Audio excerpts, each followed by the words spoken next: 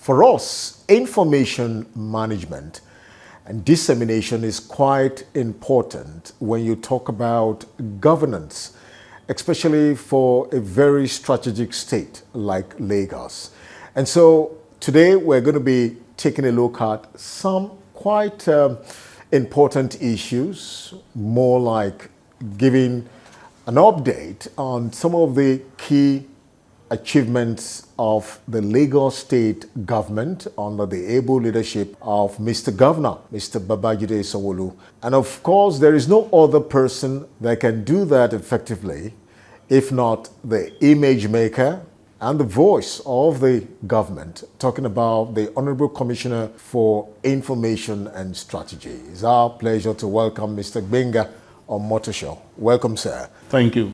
As the image maker of the government, it is quite expedient to hear your voice at every point in time, giving us update on major significant achievements, efforts, initiatives, programs of the government. Can you give us an update on some key achievements and initiatives of the government in the area of infrastructure, education, health, of course, around the team's agenda? Thank you so much for that very important question.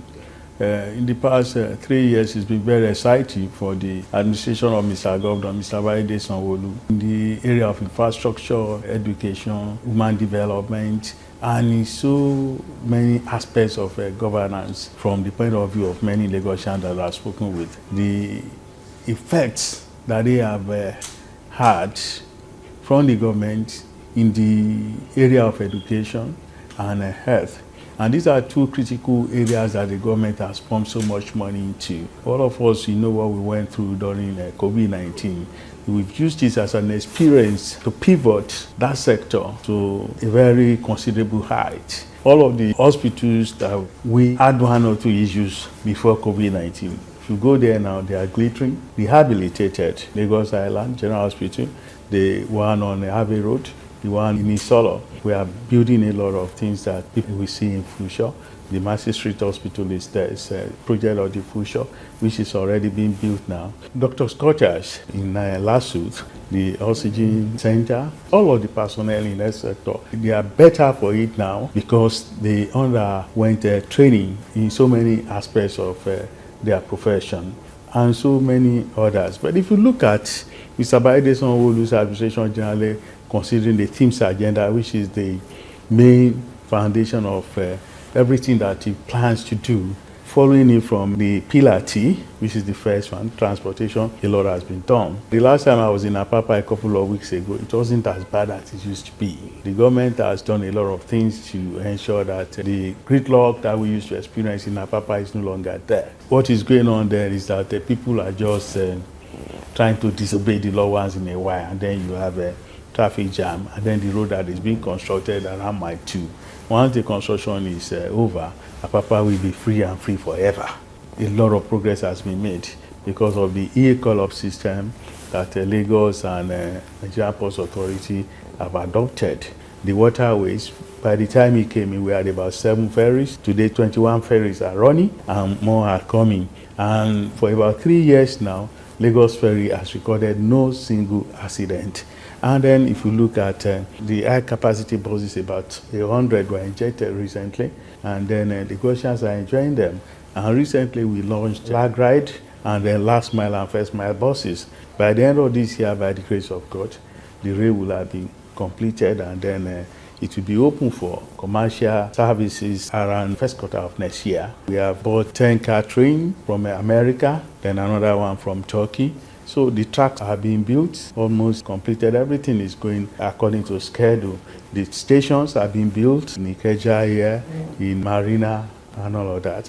Water transportation, we are building jetties, about 15 of them, in Badagry, Akpa, Jeddah, Mile 2, in Marina, other places that are about being completed. What's the government doing about security, really? Looking at the Lagos State Security Trust Fund, any development in that area? If you look at the security situation in our country, you will agree with me that Lagos is the safest state in Nigeria. This is not accidental.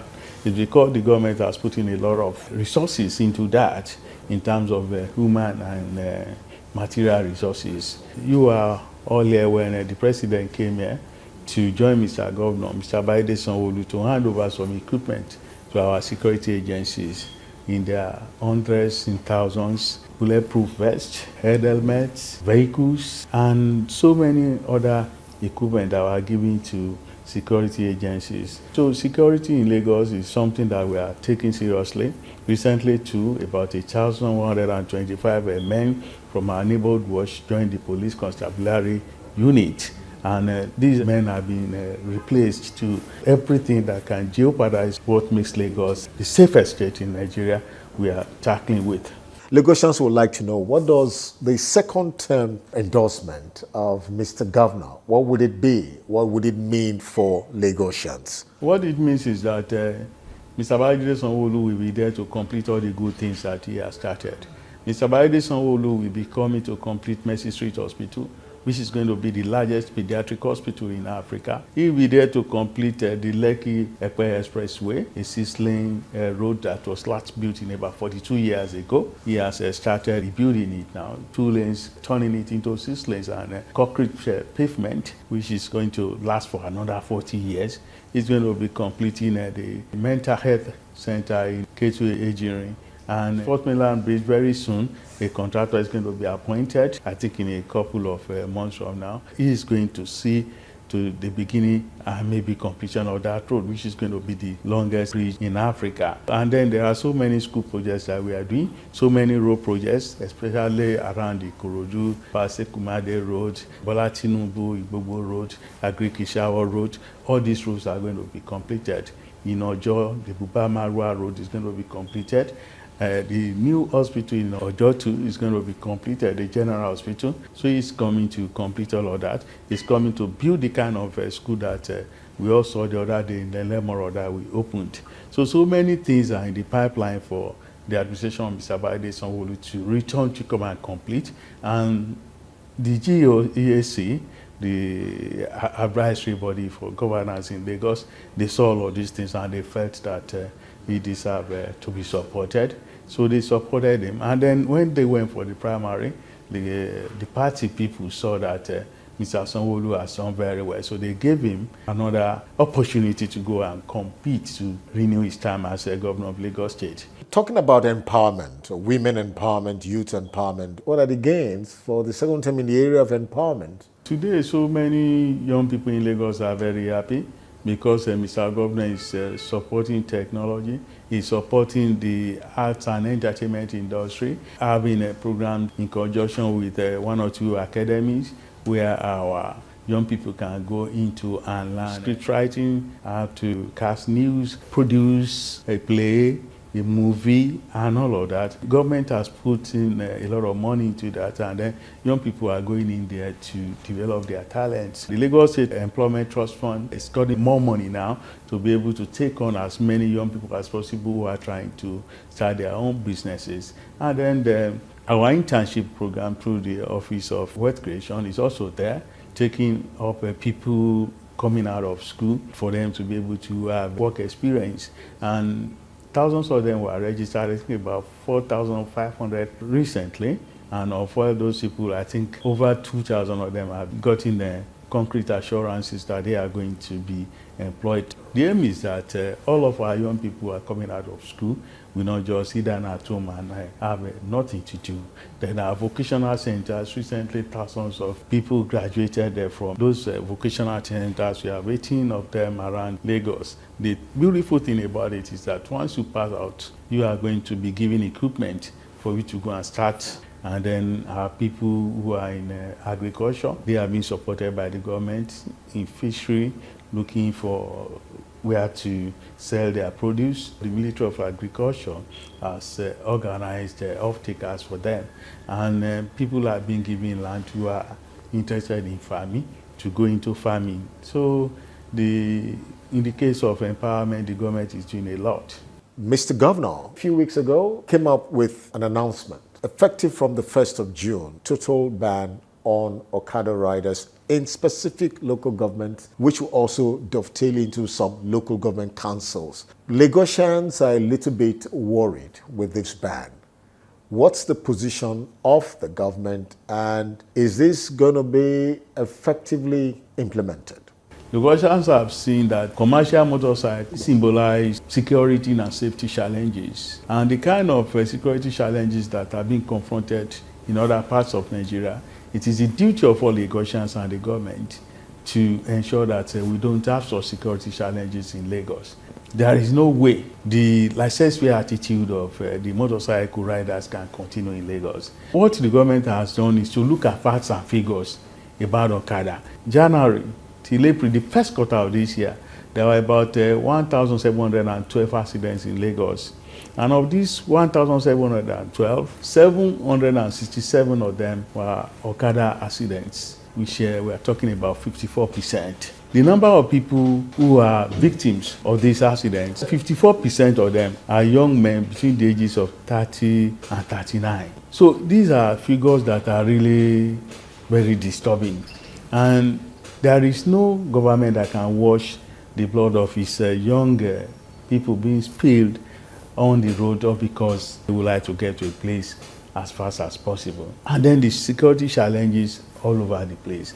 The Okada guys are becoming lawless. They are trying to portray Lagos as a jungle city. And Lagos state government feels that we have to take our state back, that the kind of things that are being traced to Okada people, they do not portray us as a very true Lagosians that we are. They are not things that we can be proud of. That is why the government decided that as from June 1st, Okada must not be seen, must not be heard, must not be visible in 6 local governments. And the governor said it clearly, explicitly, that this is the first phase of the ban. So those 6 local governments, Apapa, Surulere, Lagos Mainland, Lagos Island, Ikeja, Etiosa, Okada must not be seen at all as from 1st of June. We've spoken to quite a number of Lagosians. When you look at people trying to get to their place of work, trying to meet up with businesses, there are no enough vehicles that can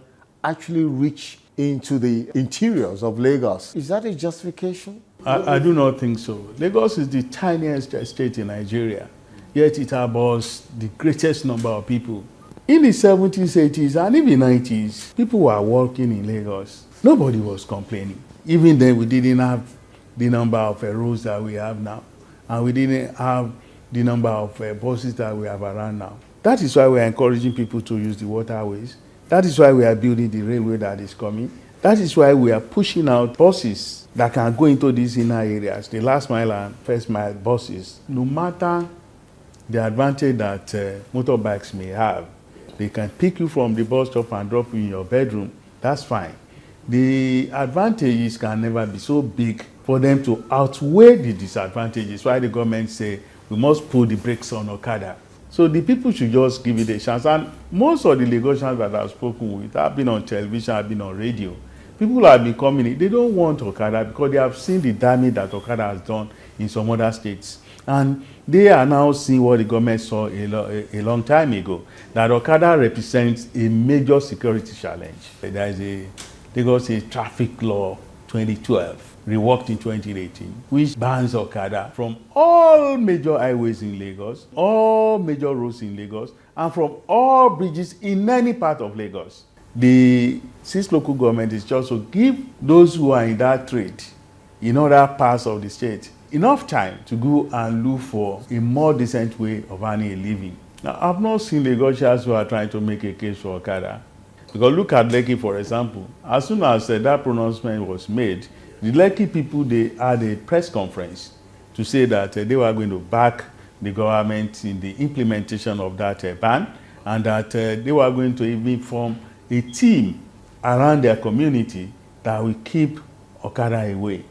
And then the Arewa community also had a press conference to say that they were going to abide by the rules and regulations that the government has put in place to ensure that Okada does not become a thing of discomfort, and that they have told their young ones to look for another way of earning a living. There was this civil society group too that came up that they were going to support the government, that in fact the ban should be all over Lagos and not just those 6 local governments alone. So it's a people-driven ban. Lagosians themselves are the ones who are saying enough. Thank you very much, Honorable Commissioner, for information, speaking to us on the City of Lagos TV show. So quickly, on a final note, any word of assurance, encouragement to Lagosians and other stakeholders? I implore Lagosians to pay their tax. People say Lagos is, the IGR is huge and all of that. But the facts and figures are there. Lagos is a city of about 25 million people. And of the 25 million people, only about 6,000 are paying taxes. And of the 6,000, there are just about 4,200 who are active taxpayers. And most of these 4,200 are people who are paying pay as you earn. The big guys, they don't pay taxes at all. The guys who drive the SUVs, they don't pay taxes. I have studied the whole thing. Our tax to GDP ratio is one of the lowest in Africa. So Lagosians, they have a duty, a responsibility to do something about this. So that if all of us pay our taxes, do our civic duties the way we should do it, the government will have money to do more roads, to build more bridges, to put more ferries on the waterways, to put more vehicles there, and to ensure that the railways, once we finish the red line and the blue line, we can begin on the other lines. I think there are about 8 of them. So that railway can cover so many parts of Lagos, and then we will have had the kind of transportation system that this state deserves. Well, I assure Lagosians that the administration of Mr. Bayede Sanwo-Olu is capable of delivering on its promise of taking Lagos to a greater height, and is going to do so with the cooperation of Lagosians who have been so supportive, who have been so understanding. And I implore them to continue to show understanding, to continue to support the administration of Mr. Bayede Sanwo-Olu. All of us, we see together that our Lagos that we are so proud of, is going to do well. Honorable Commissioner for Information and Strategy, thank you, sir, for coming. Thank you. Well, that's it for now.